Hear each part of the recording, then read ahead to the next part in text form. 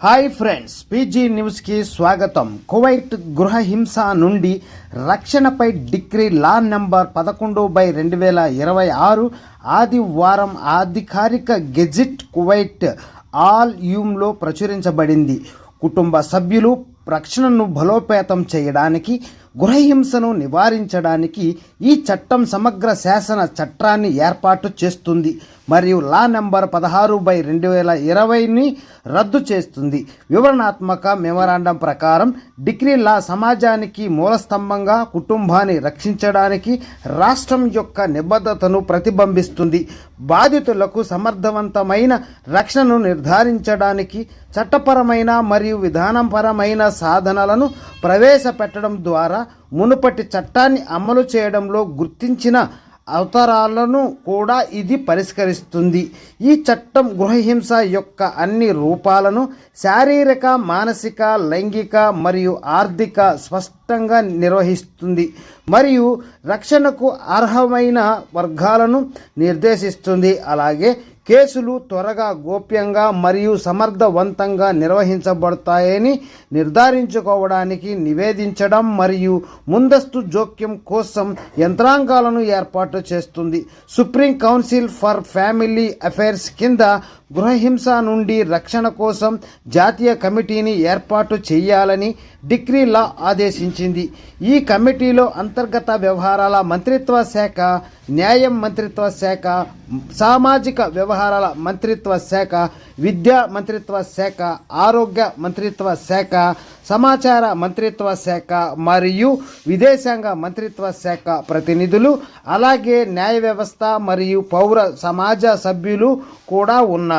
గృహహింసను ఎదుర్కోవడానికి సాధారణ విధానాలను అభివృద్ధి చేయడం, సంబంధిత చట్టాలను సమీక్షించడం, అవగాహన మరియు శిక్షణ కార్యక్రమాలను సిద్ధం చేయడం మరియు కేసులు మరియు ఫిర్యాదులపై వార్షిక నివేదికలను జారీ చేయడం ఈ కమిటీ బాధ్యత.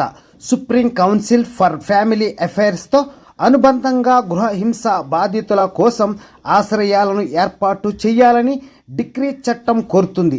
రక్షణ కల్పించడానికి పోలీసు దళాలను పిలవవచ్చు మరియు గృహహింస బాధితులకు మరియు వారి సంరక్షణలో ఉన్న వారికి మద్దతు ఇవ్వడానికి ఒక నిధిని ఏర్పాటు చేశారు.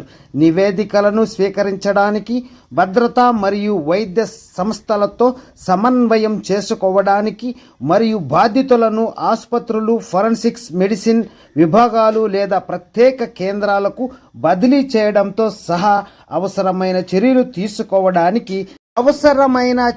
తీసుకోవడానికి చట్టం సమర్థ అధికారానికి విస్తృత అధికారాలను ఇస్తుంది.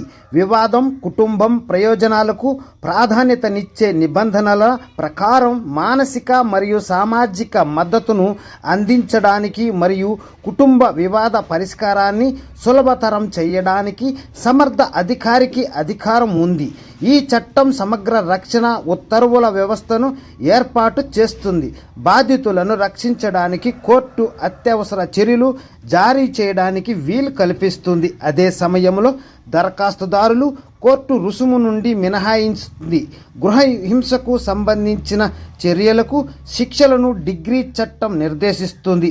బాధితుడిని తమ ఫిర్యాదును ఉపసంహరించుకోవాలని బలవంతం చేసే ఎవరినైనా 1 వారం నుండి 6 నెలల వరకు జైలు శిక్ష మరియు 1000 దినార్ల వరకు జరిమానా ఎదుర్కొంటారు. పిల్లలు లేదా చట్టపరమైన సామర్థ్యం లేని వ్యక్తులపై హింస కేసులను నివేదించడంతో విఫలమైతే 1 సంవత్సరం వరకు జైలు శిక్ష, 200 వరకు దినార్లు జరిమానా విధించబడుతుంది. గృహహింసకు సంబంధించిన తప్పుడు నివేదిక దాఖలు చేస్తే 2 సంవత్సరాల వరకు జైలు శిక్ష మరియు 500 దినార్ల వరకు జరిమానా విధించబడుతుంది. రక్షణ ఉత్తర్వును ఉల్లంఘించినట్లయితే 1 నుండి 2-3 నెలల వరకు జైలు శిక్ష మరియు 500 నుండి 1000 దినార్ల వరకు జరిమానా విధించబడుతుంది. ఉల్లంఘనలో గృహహింస చర్య ఉంటే పెరిగిన జరిమానాలతో పాటు తీర్పుకు ముందు సమయంలో లేదా తర్వాత గృహహింస కేసుల గురించి ఏదైనా సమాచారాన్ని ప్రచురించడం లేదా ప్రసారం చేయడం నిషేధించబడింది. పాల్గొన్న పార్టీల పేర్లు లేదా చిత్రాలను ప్రస్తావించకుండా తీర్పు యొక్క సారాంశాన్ని మాత్రమే ప్రచురించవచ్చు. ఉల్లంఘించిన వారికి 1 నుండి 3 నెలల జైలు శిక్ష మరియు 1000 దినార్ల నుండి 5000 దినార్ల వరకు జరిమానా విధించబడుతుంది. చట్టంలో పేర్కొన్న అన్ని నేరాలను దర్యాప్తు చేయడానికి, ప్రాసిక్యూట్ చేయడానికి మరియు తీర్పు ఇవ్వడానికి పబ్లిక్ ప్రాసిక్యూషన్ అధికార ప్రతినిధి డిగ్రీ చట్టం ధృవీకరిస్తుంది. అదే సమయంలో విచారణల పూర్తి గోప్యతను నిర్ధారిస్తుంది మరియు బాధితుల గుర్తింపులను రక్షించడానికి గుర్తింపు కోడ్లను ఉపయోగిస్తుంది. Supreme council for family affairs 3 నెలల్లో అమలు నిబంధనలను సిద్ధం చేస్తుంది. ఈ డిగ్రీ చట్టం అధికారిక గెజిట్లో ప్రచురించబడిన తేదీ నుండి అమల్లోకి వస్తుంది. జరిమానాలు బాధితుడిని తమ ఫిర్యాదును ఉపసంహరించుకోవాలని బలవంతం చేసే ఎవరికైనా 1 వారం నుండి 6 నెలల వరకు జైలు శిక్ష మరియు 1000 దినార్ల వరకు జరిమానా. పిల్లలపై లేదా చట్టపరమైన సామర్థ్యం లేని వ్యక్తులపై హింసా కేసులను నివేదించడంలో విఫలమైతే 1 సంవత్సరం వరకు జైలు శిక్ష లేదా 200 దినార్ల వరకు జరిమానా. తర్వాత గృహహింసకు సంబంధించిన తప్పుడు నివేదికను సమర్పించినందుకు 2 సంవత్సరాల వరకు జైలు శిక్ష మరియు 500 దినార్ల వరకు జరిమానా. రక్షణ ఉత్తర్వును ఉల్లంఘించినందుకు 1 నుండి 3 నెలల వరకు జైలు శిక్ష మరియు 500 నుండి 1000 దినార్ల వరకు జరిమానా. ఇలాంటి మరెన్నో లేటెస్ట్ అప్డేట్స్ ఎప్పటికప్పుడు మీరు మన ఛానల్ ద్వారా తెలుసుకోవాలంటే ఛానల్ సబ్స్క్రైబ్ చేసుకోండి, బెల్ ఐకాన్ యాక్టివేషన్ చేసుకోండి. అలాగే వీడియోకి లైక్ చేసి మీ ఫ్రెండ్స్ అందరికి కూడా షేర్ చేస్తూ మన ఛానల్కి సపోర్ట్గా ఉంటారని ఆశిస్తున్నాం. Okay friends, by, take care. మరొక వీడియోలో మరిన్ని విషయాలతో మళ్ళీ కలుద్దాం.